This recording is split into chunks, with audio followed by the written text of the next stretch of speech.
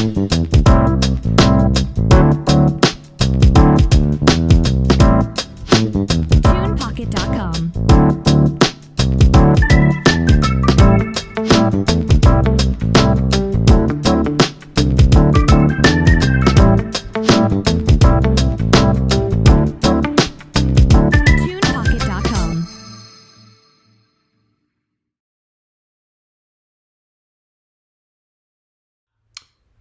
Good morning. Good morning and welcome to the Sean Farrell podcast. I am Sean Farrell. God is great all the time. All the time, God is great. And let's get right to it. Let's not waste any time, shall we? So, I want to touch on a couple of things today. Strategies people use to hide their depression. They say I'm tired a lot as an excuse for their low mood. They fake a smile because they don't want to burden others with their problems. They become quiet because they don't have the energy to talk. They look at the ground a lot because they're worried if you make eye contact with them, you'll see their true state. They use their phones excessively because it distracts them from their negative, intrusive thoughts. They keep conversations surface level because they're worried if they do, they'll have a breakdown. I just want to touch on the last one, the conversations surface level, worrying about if they open up, they'll have a breakdown. I know for me, usually when I feel like opening up to other people and then it's like I want to, but then I'm going to feel worse if I do. So I don't open up because I know I'm going to feel worse when I do. Okay. And so I'm like, well, I don't want to feel worse. No, I don't want to feel worse. So I'll just hold it in, keep it to myself, and just let it sit there. I know people aren't ready to open up about everything that they're going through. They're not ready. And some people simply don't want to open up because there's a stigma that they'll be judged. And they're worried that they'll also have a breakdown. I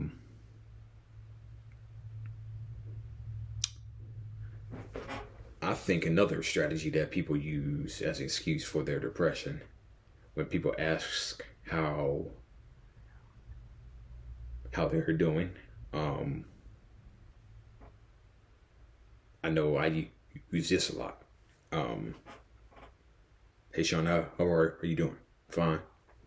And then they'll go along with it, as if they'll go along with it, say good. No, not knowing how I'm really doing.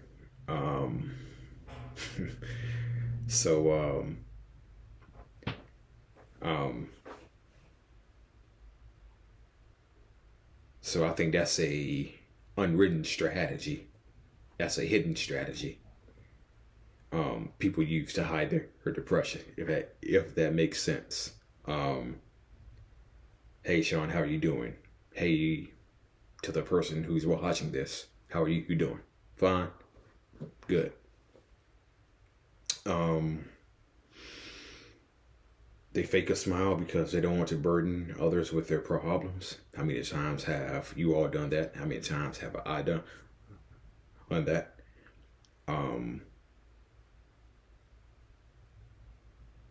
More often than not, I do that at work.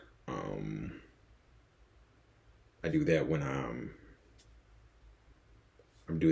out with other people. Um, they become quiet because they don't have the energy to talk. Um, I often say this when I'm at work, okay, and I work two jobs when I'm at work. Um,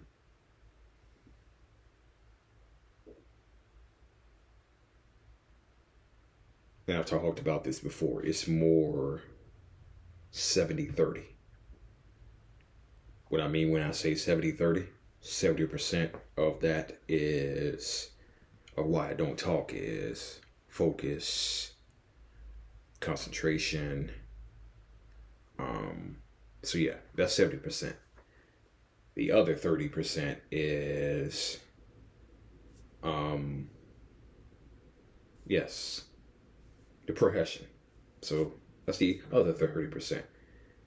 But I would say when work begins, it flips to 70-30. 70% depression, 30% concentration focus. Then as I really begin to get into my work, it flips again. 70% concentration, 30% depression. And so guess you can say I've kind of mastered it. Mastered pushing down pushing down those depressive feelings, just pushing them down until work is done with, and they come back.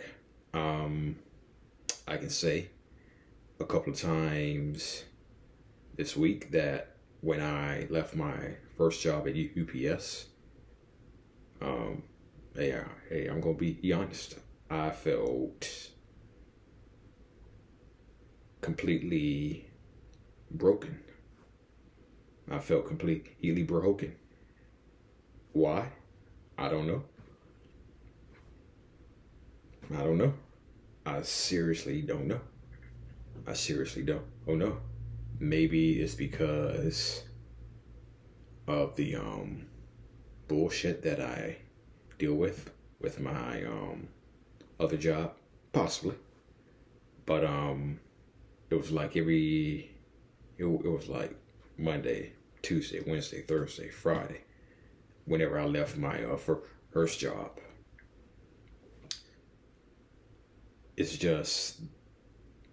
I just seemed broken inside. I just seemed really, really broken inside, and I don't know where that came from. I don't know where it came from.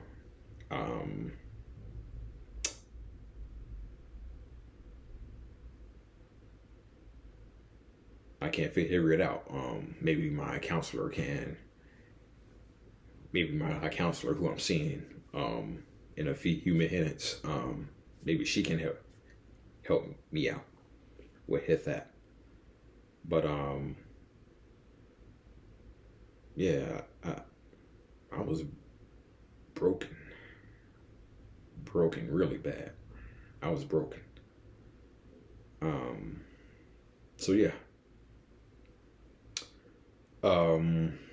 Speaking of work,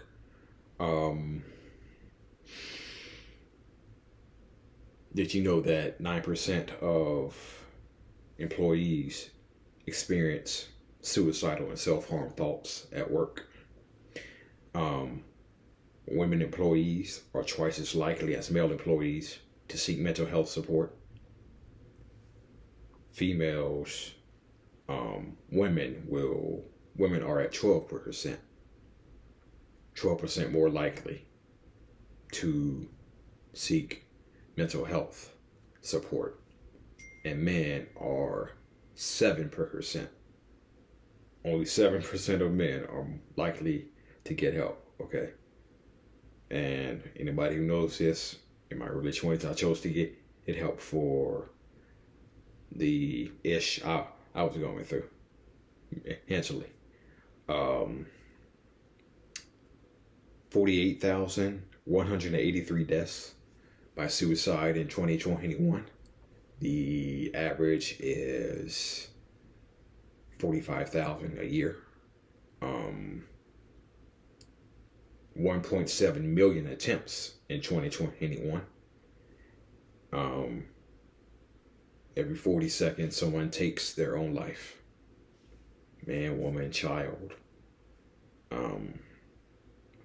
And 69 and nearly 70% of suicide deaths were not by women, not by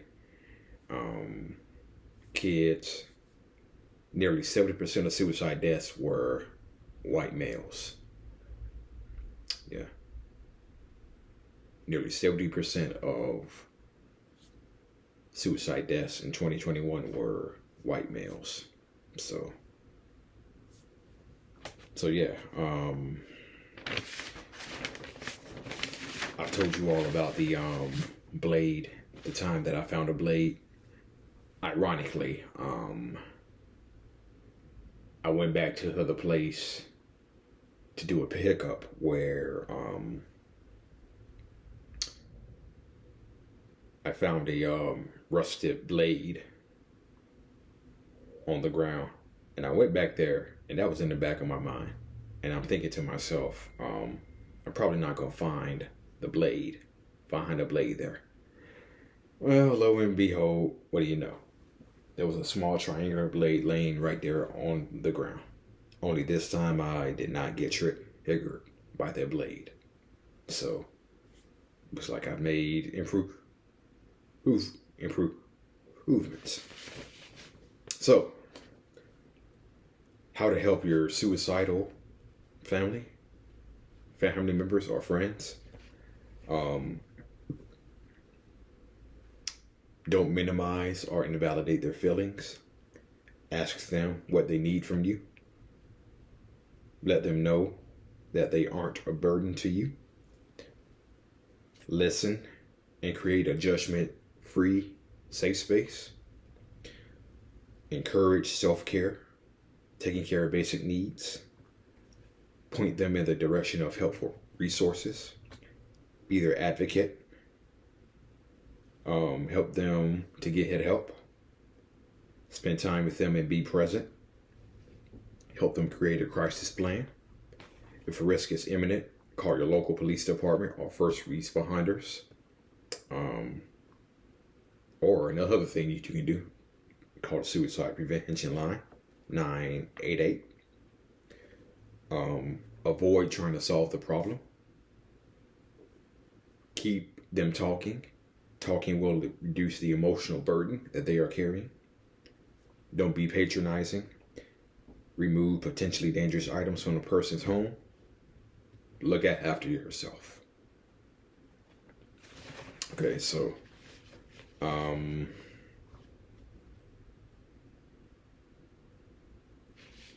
at risk for suicide every day. I just mentioned to you moments ago how broken I was. And yes, I did think about getting a knife.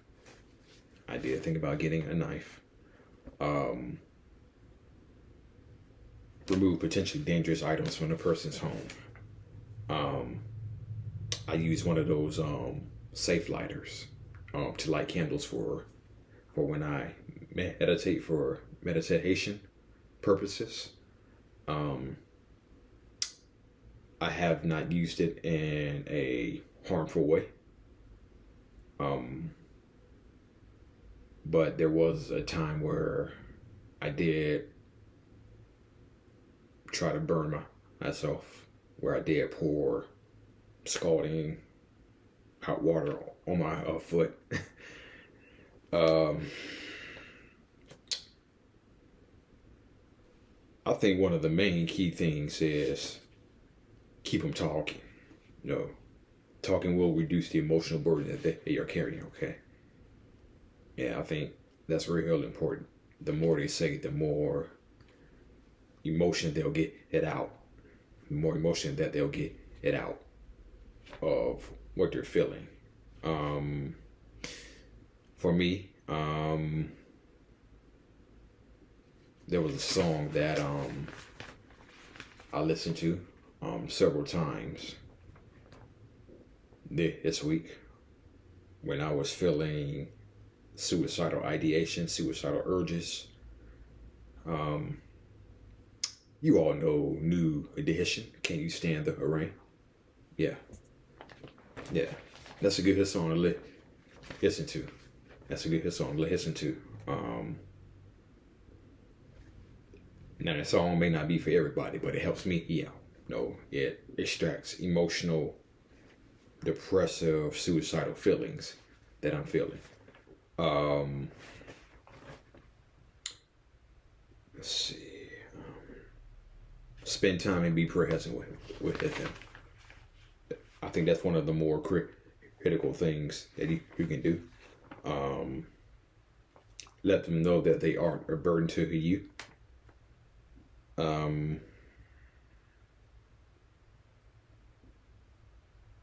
Yeah. Yeah. So I mentioned that how broken I was. After work Monday, Tuesday, Wednesday, Thursday, Friday. And I thought of myself as a burden. And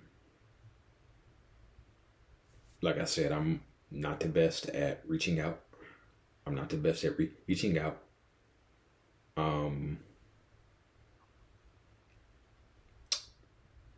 So listening to music to extract those feelings really helped. Now, where I would reach out is if it gets to what I call a critical mass point, where I'm actually going to go and get something and harm myself. Then that's when I'll reach out to family and friends.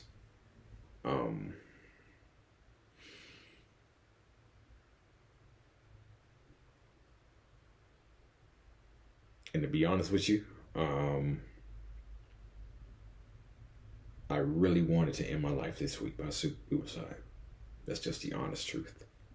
That is the honest truth. I really wanted to end my life by suicide this week because I was just so fed up. Just so fed up, okay? Just so fed up. I'm thinking in my head, I gotta end my life. I just can't stand it no more. I just can't take it no more. I just cannot take it anymore. Okay.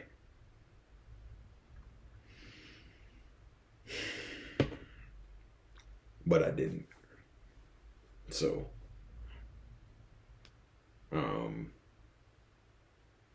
those of you who are watching this, you probably feel the same emotions that I feel on a daily basis. Yeah. So, that's the truth. That's just the honest truth. No. But it didn't get to a critical mass point, but it got close. And that's where it stopped, right there. It got close, but it didn't go it didn't go no further. So, yeah. All right. That's it and that's all. You have been watching the Sean Farrell podcast. God bless you, all my subscribers out there. You are not in burden. You are not alone. And always remember, 988 HOPE. You are not in burden. Your pain matters. You are loved. Okay? 988 HOPE. This has been the Sean Farrell podcast. I am out of here.